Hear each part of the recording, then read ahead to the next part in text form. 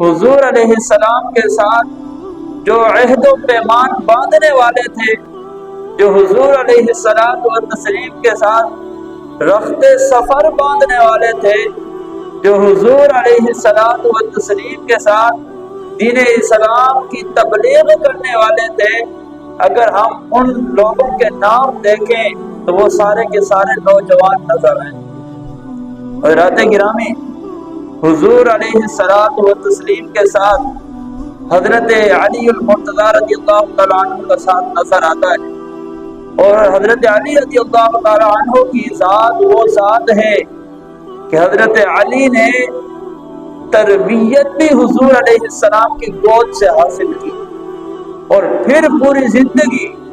جوانی سے لے کر بڑھاپے تک اور بڑھاپے کے بعد کی جتنی بھی زندگی ہے وہ حضور علیہ الصلوۃ والتسلیم کے ساتھ نظر آتی ہے۔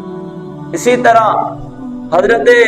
خالد بن ولید رضی اللہ تعالیٰ عنہ کی زندگی دیکھیے کہ حضرت خالد بن ولید نے نوجوانی کے اندر جو کارنامے سر انجام دیے، ان کارناموں کو دیکھ کر اللہ کے حبیب صلی اللہ تعالی علیہ وسلم نے انہیں سیف اللہ کا لقب عطا فرمایا۔ اسی طرح حضرت اسامہ بن زید ہیں، حضرت عبداللہ بن مسعود ہیں، حضرت عبداللہ بن عمر ہیں،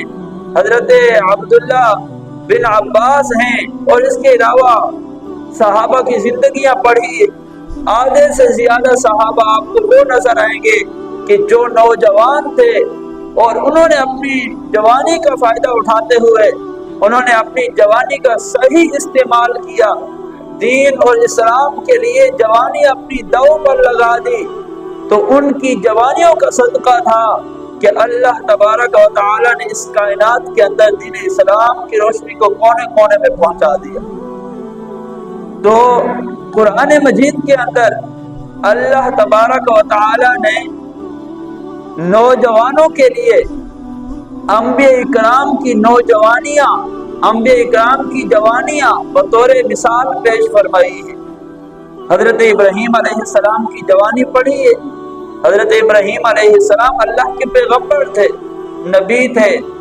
لیکن جوانی میں کیا کیا؟ انہوں نے اپنی جوانی اللہ اور اللہ کے دین کے لیے وقف کر دی۔ حضرت ابراہیم علیہ السلام کا تذکرہ فرمایا قرآن مجید میں، فرمایا کہ حضرت ابراہیم علیہ السلام بت شکن تھے، وہ اس بات کی پرواہ نہیں کرتے تھے کہ یہ کس بادشاہ کا بت ہے، اس بت کو پوجنے والا کون ہے، اس کا پجاری کون ہے، یہ کون سے قبیلے کا بت ہے، یہ کون سے خاندان کا بت ہے۔ حضرت ابراہیم علیہ السلام اس بات کی پرواہ نہیں کرتے تھے، دیکھتے تھے کہ بت بنا ہوا ہے اور بت کی عبادت کی جا رہی ہے، حضرت ابراہیم علیہ السلام آگے بڑھ کر اس بت کو توڑ دیا کرتے تھے۔ یہ حضرت ابراہیم علیہ السلام کی جوانی کی مثالیں ہیں۔ قرآن نے حضرت اسماعیل علیہ السلام کا تذکرہ فرمایا کہ حضرت اسماعیل علیہ السلام کو جب قربانی کا حکم دیا گیا تو حضرت اسماعیل علیہ السلام نوجوان تھے، لیکن جس صبر اور تحمل اور جس برداشت کا مظاہرہ حضرت اسماعیل علیہ السلام نے کیا، قرآن مجید نے حضرت اسماعیل کی اس قربانی کو قرآن کے اندر بطور مثال، بطور آئیڈیل لوگوں کے سامنے پیش فرمایا۔ اسی طرح حضرت موسیٰ علیہ السلام کی زندگی پڑھی ہے کہ اللہ تبارک و تعالی نے قرآن مجید کے اندر حضرت موسیٰ علیہ السلام کی شجاعت، جرأت، دلیری اور بہادری کا تذکرہ فرمایا۔ قرآن مجید کو پڑھیے، اللہ تبارک و تعالی نے قرآن مجید کے اندر حضرت یوسف علیہ السلام کی پاک دامنی کا ذکر فرمایا ہے، اور کئی انبیاء اکرام کی زندگیاں قرآن مجید میں بیان کی گئی۔ تو ان تمام انبیاء اکرام کی جو زندگیاں قرآن مجید میں بیان کی گئی، ان انبیاء اکرام کے جو کارنامے قرآن مجید میں بیان کیے گئے، صرف اس لیے بیان کیے گئے کہ مسلم امہ کے جو نوجوان ہیں وہ ان کی زندگیوں کو پڑھیں اور اپنی زندگیوں کو ان کی زندگیوں کی طرح گزارنے کی کوشش کریں۔ قرآن مجید کے اندر اللہ تبارک و تعالی نے اصحاب کہف کا تذکرہ فرمایا۔ اصحاب کہف کون تھے؟ یہ چند نوجوان تھے، لیکن جب ان کے سامنے ایک ظالم بادشاہ آیا اور اس نے کہا کہ خدا کو بھول جاؤ اور مجھے اپنا خدا مان لو، اصحاب کہف اس بادشاہ کی ٹکر میں کھڑے ہوئے اور اس کا مقابلہ کرتے کرتے ایک غار میں جا کر پناہ لی۔ اور پھر وہ بادشاہ جب دیکھتا ہے کہ یہ لوگ غار کے اندر چھپ گئے تو اس بادشاہ نے اس غار کا ناکہ بند کرا دیا۔ 600 سال گزر جاتے ہیں، وہ بادشاہ کیا اس کی نسلیں ختم ہو جاتی ہیں، لیکن 600 سال گزرنے کے بعد اللہ تبارک و تعالی اس غار کا ناکہ کھلوا کر ان نوجوانوں کو باہر نکال کر لوگوں کے سامنے مثال کے طور پر پیش کرتا ہے کہ جو ہماری دشمنی پر اتر آیا تھا آج اس کا نام و نشان دنیا سے مٹ گیا ہے، لیکن جو ہمارے نام کے ساتھ کھڑا ہو گیا اور جس نے اپنی جوانی ہمارے نام میں قربان کر دی، آج 600 سال کے بعد بھی ہم اسے لوگوں کے سامنے زندہ کر کے دکھا سکتے ہیں۔ تو حضرات گرامی، جو نوجوان ہوتے ہیں کسی بھی معاشرے کے اندر، ان کی نوجوانیاں بہت اہم ہوتی ہیں۔ حدیث پاک کے اندر حضور نبی کریم صلی اللہ تعالی علیہ وسلم نے حدیث میں ارشاد فرمایا کہ لا تزول قدم ابن آدم، فرمایا قیامت والے دن ابن آدم کے قدم اپنی جگہ سے نہیں ہٹیں گے، حتی یسأل عن خمس، فرمایا یہاں تک کہ ابن آدم سے 5 سوال کیے جائیں گے۔ عن عمرہ، فرمایا پہلا سوال اس کی عمر کے بارے میں کیا جائے گا کہ فیما افناہ، کہ اس نے اپنی عمر کہاں گزاری، اور فرمایا وعن شبابہ، اور دوسرا سوال اس کی جوانی کے بارے میں کیا جائے گا، فیما ابلاہ، اس نے اپنی جوانی کہاں خرچ کی، اور فرمایا تیسرا سوال ومالہ، اس کے مال کے بارے میں کیا جائے گا کہ این اکتسبہ وفیما انفقہ، اس سے پوچھا جائے گا کہ مال کیسے کمایا، اور پوچھا جائے گا کہ کہاں خرچ کیا۔ یہ 4 سوال ہو گئے، اور فرمایا جو 5واں سوال ہوگا وہ اس سے پوچھا جائے گا کہ فیما عاملہ ماذا علما، اس سے پوچھا جائے گا کہ جو تم نے علم پڑھا اس کے مطابق کتنا عمل کیا ہے۔ اس حدیث پاک کے اندر اللہ کے حبیب صلی اللہ تعالی علیہ وسلم نے فرمایا ایک نوجوان سے قیامت والے دن 5 سوال ہوں گے، اس کی عمر کے بارے میں سوال ہوگا، جوانی کے بارے میں سوال ہوگا، اس کے مال کے بارے میں سوال ہوگا، کہاں سے کمایا، کہاں خرچ کیا، اور 5واں سوال ہوگا کہ جو پڑھا اس پر کتنا عمل کیا۔ اب یہ 5 سوال ہیں، اس کے اندر جو پہلا سوال ہے وہ عمر کے بارے میں ہے، اور دوسرا سوال جوانی کے بارے میں ہے۔ اب مجھے بتائیے کہ جوانی عمر کے اندر شامل نہیں ہے؟ جوانی بھی عمر کا ہی حصہ ہے، جیسے بچپنا بڑھاپا عمر کا حصہ ہے، اسی طرح جوانی بھی تو عمر کا حصہ ہے، لیکن آقا دو عالم صلی اللہ تعالی علیہ وسلم نے جوانی کا الگ سے ذکر فرمایا کہ جوانی کتنی اہم ہے، کہ جو عبادت انسان جوانی کے اندر کر سکتا ہے وہ عبادت انسان بڑھاپے میں نہیں کر سکتا۔ تو اس لیے بطور خاص قیامت والے دن انسان سے اس کی جوانی کے بارے میں سوال ہوگا، اور تیسرا سوال اس کے مال کے بارے میں ہوگا۔ اب مجھے بتائیے کہ مال انسان کب کماتا ہے؟ بچپنے میں تو نہیں کماتا، بڑھاپے میں بھی تو انسان فارغ ہوتا ہے، تو مال کب کماتا ہے؟ جوانی کے اندر۔ تو اب یہ جوانی کا دوسرا سوال ہو گیا، اور پھر سوال ہوگا کہ کہاں سے کمایا، کیسے کمایا، اور پھر سوال ہوگا کہ کہاں خرچ کیا۔ تو یہ جوانی کے حوالے سے 3 سوال ہو گئے، اور پھر جو چوتھا سوال ہوگا وہ بھی جوانی سے ہی متعلق ہوگا کہ علم دین کتنا حاصل کیا اور کتنا عمل کیا۔ اب ظاہر ہے کہ انسان جوانی میں ہی علم سیکھتا ہے اور جوانی میں ہی عمل کرتا ہے، تو اب عمر کے بارے میں 1 سوال ہے اور جوانی کے بارے میں 4 سوال ہیں۔ تو اس لیے اندازہ لگائیے کہ جوانی کی عبادت کتنی اہم ہے، آقا دو عالم صلی اللہ تعالی علیہ وسلم نے فرمایا قیامت والے دن اللہ تبارک و تعالی 7 لوگوں کو اپنے عرش کا سایہ عطا فرمائے گا، 7 لوگوں کو اپنے عرش کا سایہ عطا فرمائے گا، اور فرمایا ان 7 لوگوں کے اندر ایک وہ نوجوان ہے کہ وہ نوجوان کہ جو اس حالت میں جوان ہوا کہ وہ اللہ کی عبادت ساتھ کر رہا تھا۔ تو جو نوجوان اللہ کی عبادت میں پڑوان چڑھا، جو نوجوان اللہ کی عبادت کرتے ہوئے جوانی کی عمر تک پہنچا، حضور علیہ السلام فرماتے ہیں اللہ تبارک و تعالی اسے قیامت والے دن اپنے عرش کا سایہ عطا فرمائے گا۔ تو جوانی کی عبادت اور جوانی میں انسان جو کام کر سکتا ہے وہ بڑھاپے میں اور بچپنے میں نہیں کر سکتا۔ اس لیے کسی بھی شہر کے اندر جو آبادیاں ہوتی ہیں، کسی بھی شہر کے اندر جو قبیلے بنتے ہیں، کسی بھی شہر کے اندر جو خاندان ابھرتے ہیں، کسی بھی شہر کے اندر جو بلڈنگیں تعمیر ہوتی ہیں، کسی بھی شہر کے اندر جو تعمیر اور ترقی کا کام ہوتا ہے، اس کے پیچھے نوجوانوں کا ہاتھ ہوتا ہے۔ اگر نوجوان صحیح سمت پہ چل پڑیں، اپنی جوانی کو صحیح جگہوں پر صرف کریں، تو اللہ تبارک و تعالی ان کی اس محنت اور کوشش اور کاوشوں کے نتیجے میں اس قوم کو کامیابی سے ہمکنار فرماتا ہے۔ لیکن اگر کسی قوم کے نوجوان پٹری سے اتر جائیں، پھسل جائیں، اور کسی قوم کے نوجوان اگر ذلت کے پیچھے چل پڑیں، تو اللہ تبارک و تعالی ان نوجوانوں کی ذلت کی وجہ سے پوری قوم کو ذلیل فرما دیتا ہے۔ تو حضرات گرامی، آج اگر ہم اپنے گرد و پیش میں دیکھیں کہ ہماری نوجوان نسلیں کیا کر رہی ہیں، تو ہماری اکثر نوجوان وہ ہیں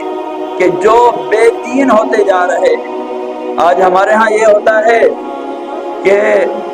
اپنی اولاد کو تعلیم دینی ہے، اسکول میں بھیجیں گے، پھر اس کے بعد کالجز، پھر یونیورسٹیز۔ انسان اسکول میں گیا، وہاں پر اسے دینی تعلیم نہیں ملی، دنیاوی تعلیم ملتی رہی۔ کالج میں گیا، اسے تعلیم ملی یا نہیں ملی، لیکن وہاں پر اسے کچھ ایسے دوست مل گئے کہ جو اس کا ذہن خراب کرنے والے تھے، اور پھر یونیورسٹی تک پہنچا تو اس کا ذہن بالکل اسلام سے خالی ہو چکا تھا، اور دوستوں کی محافل اور مجالس کی وجہ سے اس کے ذہن کے اندر فضول باتیں اس کے ذہن کے اندر مستحکم ہو چکی تھی، اور ابھی وہ یونیورسٹی میں ہی تھا۔ ایک دن والد سے مکالمہ ہو گیا تو والد کو کہہ دیا کہ ابا جس خدا کو تم مانگتے ہو وہ تو کوئی خدا ہی نہیں ہے، تم کیا دنیا کے پیچھے چل رہے ہو؟ وہ والد کو آ کر کہنے لگا کہ ابا جس کو تم خدا مانتے ہو وہ خدا نہیں ہے، اگر خدا ہوتا تو ہمیں نظر آتا۔ تو اگر ہم اپنی اولاد کو صحیح تعلیم کے ساتھ صحیح تربیت کا بھی اہتمام کرتے تو کبھی ہماری اولاد دین اسلام کی پٹری سے نہ اترتی۔ ہمارے ہاں کیا مسئلہ ہے کہ ہم نے اپنی اولاد کو آزاد چھوڑ دیا،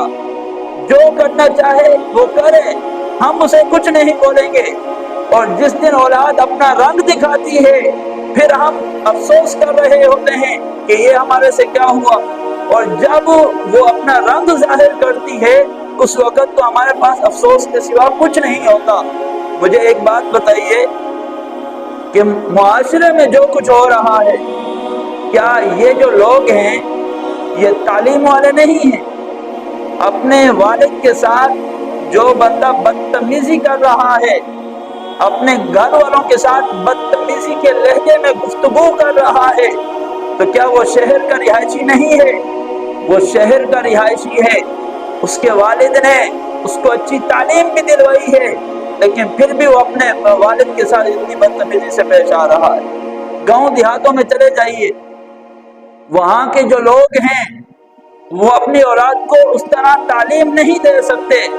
لیکن جب آپ ایک دیہاتی بچے سے ملیں گے تو وہ اپنے والد کے حوالے سے جس طرح کا خیال کرے گا اور جس طرح کے خیالات کا اظہار کرے گا، شاید ایک شہری بچہ بھی ان خیالات کا اپنے والد کے بارے میں اظہار نہ کرتا ہو۔ وہ ایک دیہات کا رہنے والا، یہ ایک شہر کا رہنے والا جس کو تعلیم دلوائی گئی، وہ اپنے والد کو برا بھلا کہتا ہے میرے والد نے میرے لیے کچھ نہیں کیا۔ اور ایک وہ دیہات کا رہنے والا، کچھ نہیں تعلیم، لیکن وہ بڑی تسلی کے ساتھ اور پختہ خیالی اور پختہ ارادے کے ساتھ اپنے والد کے بارے میں اچھے کلمات سے اظہار کرتا ہے۔ تو فرق کیا ہے؟ فرق صرف اتنا ہے کہ جو دیہات کا رہنے والا ہے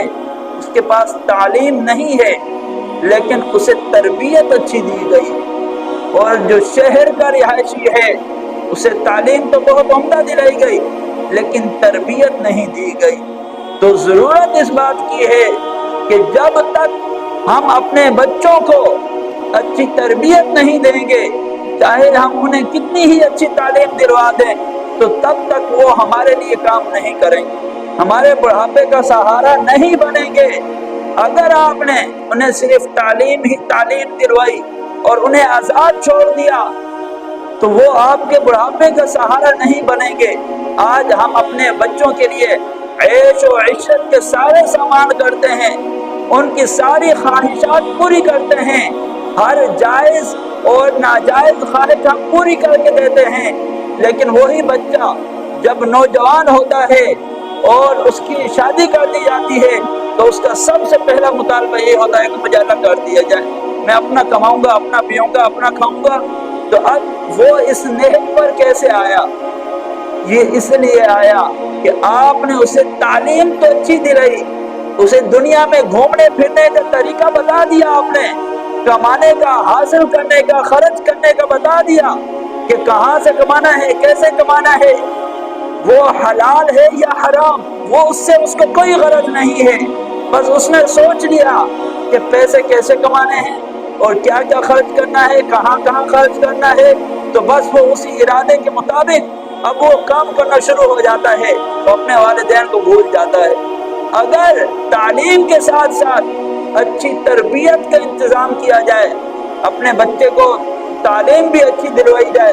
اور ساتھ ساتھ اس کے اندر نماز کی عادت پیدا کی جائے، اور اگر وہ نماز پڑھنے نہ جائے تو سختی کے ساتھ اسے مسجد لے جایا جائے، اور اس کے ساتھ ساتھ دینی محافل کے اندر آپ اپنے بچوں کو لے جائیں،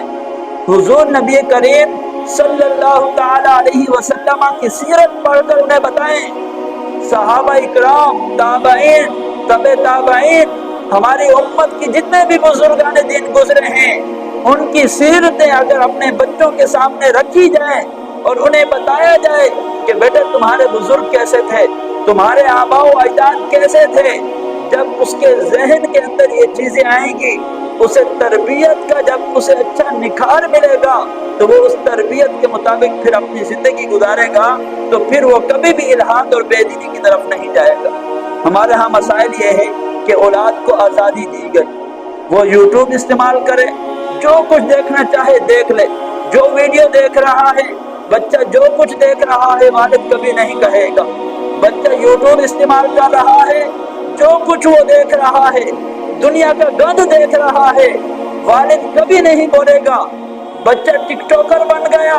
ٹک ٹاک پہ وہ جو کچھ دیکھے گا، جو کچھ کرے گا، والد کبھی بھی نہیں کہے گا۔ وہ سوشل میڈیا پہ جو کچھ کر رہا ہے، والد سے پوچھا جائے کہ آپ کے بچے کہاں ہوتے ہیں تو والد صاحب بڑے آسانی سے کہہ دیتے ہیں کہ ہم نے اپنے بچوں کو کھلی چھوٹ دی ہوئی ہے، اور کھلی چھوٹ اور کھلی آزادی کا نتیجہ یہ ہوتا ہے کہ وہی بچہ جب جوان ہوتا ہے اب والد کہتا ہے کہ یہ بچہ میری خواہشات کے مطابق چلے، اور وہ بچہ کہتا ہے نا اب میرے پاس ٹائم نہیں ہے، ٹائم تو وہی تھا جو گزر گیا، اب تو میں اپنی خواہشات کے مطابق چلوں گا۔ اگر مجھے اپنی خواہشات کے مطابق چلانا تھا تو پہلے اس کا انتظام کر لیتے۔ تو آج ہمارے معاشرے کی بگڑی ہوئی صورتحال یہی اظہار کرتی ہے کہ والدین اپنے بچوں کی تربیت کا انتظام نہیں کر پاتے، جس کی وجہ سے ان کے بچے اس دین اسلام کے اس طریقے کار کو چھوڑ جاتے ہیں۔ حضرات گرامی، اس لیے ہمیں ایک مسلمان ہونے کے ناطے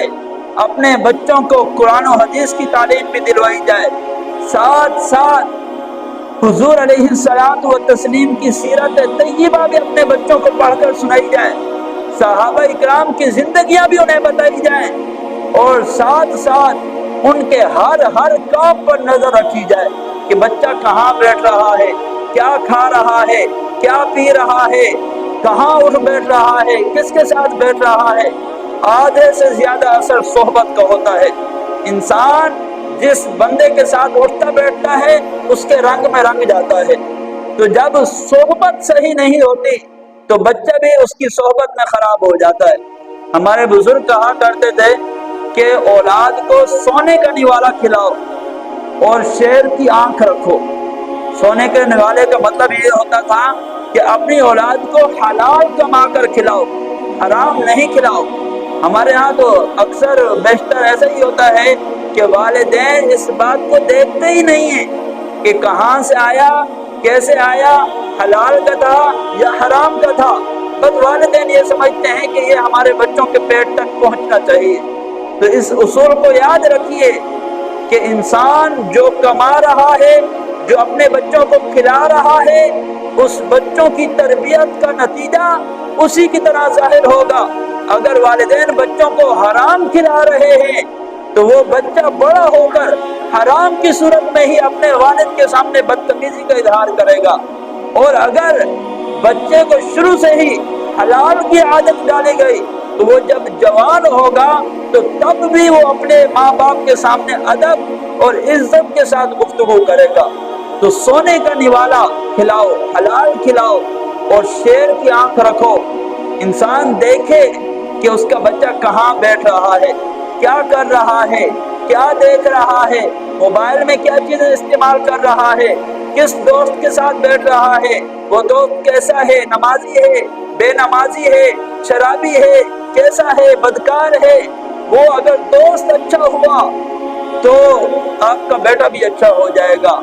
اور اگر وہ دوست برا ہوا تو آپ کا بیٹا بھی اس کے رنگ میں رنگ جائے گا اور برا ہو جائے گا۔ آقا دو عالم صلی اللہ تعالی علیہ وسلم نے فرمایا کہ ایک دوست دوسرے دوست کے دین پر ہوتا ہے۔ اب دیکھیے کہ صحبت کا کتنا اثر ہوتا ہے۔ ہمارے ہاں تو اس بات کی طرف کوئی توجہ ہی نہیں دی جاتی کہ ہماری اولاد کہاں اٹھ رہی ہے، کہاں بیٹھ رہی ہے، کس کے ساتھ اٹھ رہی ہے، بیٹھ رہی ہے، اس چیز کو تو دیکھا ہی نہیں جاتا۔ حضور علیہ السلام فرماتے ہیں کہ ایک دوست دوسرے دوست کے دین پر ہوتا ہے، اور فرمایا کہ ایک دوست دوسرے دوست کے دین پر ہے۔ جو دوسرا دوست کر رہا ہے تو یہ میرا والا دوست بھی وہی کرے گا، اور فرمایا کہ دوست کے دین پر ہے تو تم دیکھو کہ تمہارا بیٹا کہاں سے دین حاصل کر رہا ہے۔ تو اس لیے اپنے بیٹوں کا، اپنی اولاد کا خیال کیجئے کہ وہ اپنی نوجوانی کو ضائع نہ کریں، وہ اپنی نوجوانی کو صرف محافل اور تفریحات تک محدود نہ رکھیں۔ اپنے بچوں کو بتائیں کہ بیٹا آپ جائیں، دنیاوی محافل میں جائیں، تفریحات میں جائیں، اور دنیاوی مشاغل ضرور رکھیں، لیکن ساتھ ساتھ انہیں دینی کاموں کی طرف بھی توجہ دلائیں، اور انہیں بتائیں کہ بیٹا یہ صرف دنیاوی کام نہیں ہے، یہ دنیاوی کاموں کے ساتھ ساتھ دینی کام بھی تمہارے فرائض میں سے ہیں۔ انہیں نماز کی طرف توجہ دلائیں، قرآن و حدیث کی تعلیم دیں،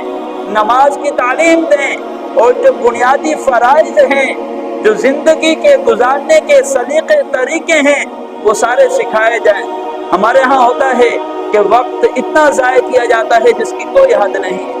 حضرت امام شافعی رحمۃ اللہ تعالی علیہ نے ارشاد فرمایا کہ وقت ایک تلوار ہے۔ فرمایا وقت ایک تلوار ہے۔ فرمایا اگر تم نے اپنا وقت اپنے ہاتھ میں لے کر کنٹرول کر لیا، صحیح گزار لیا تو تم جیت گئے، اور فرمایا اگر تم نے اپنے وقت کو صحیح استعمال نہیں کیا تو یہ ایک تلوار ہے جو اپنے دندانوں کے ذریعے تمہیں کاٹ کر رکھ دے گی۔ تو اس لیے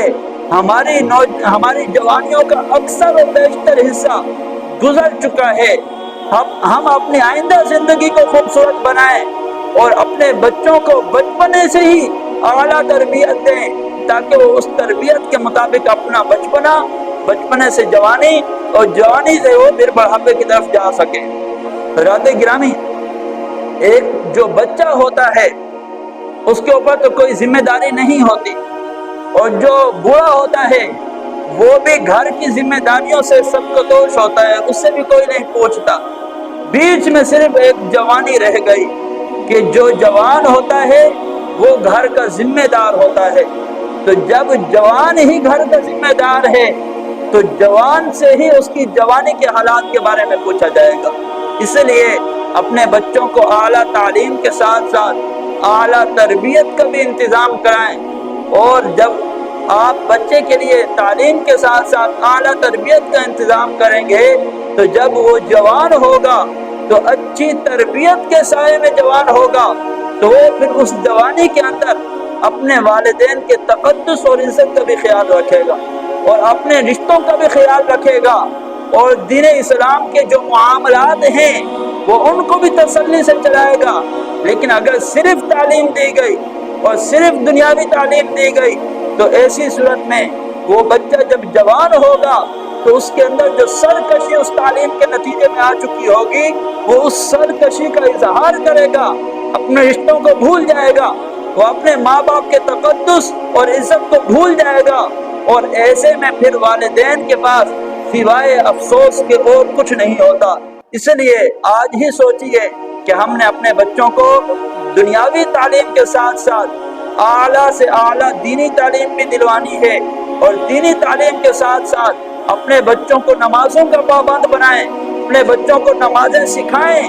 اور انہیں نمازوں کی طرف توجہ دلائیں، اور ساتھ ساتھ جو حضور نبی کریم صلی اللہ تعالیٰ علیہ وسلم کی زندگی کے جو انوکھے واقعات ہیں، جو حضور علیہ السلام کی زندگی کے واقعات ہیں، وہ بچوں کے سامنے رکھے جائیں، انہیں اچھی محافل میں لے کر جایا جائے تاکہ وہ بری محافل اور جو دنیاوی جو مشاغل ہوتے ہیں ان سے ذہن ان کا نکل کر دین کی طرف بھی جا سکے۔ اللہ تبارک و تعالیٰ سے دعا ہے جو بیان کیا گیا اس پر ہم تمام کو عمل کرنے کی توفیق عطا فرمائے۔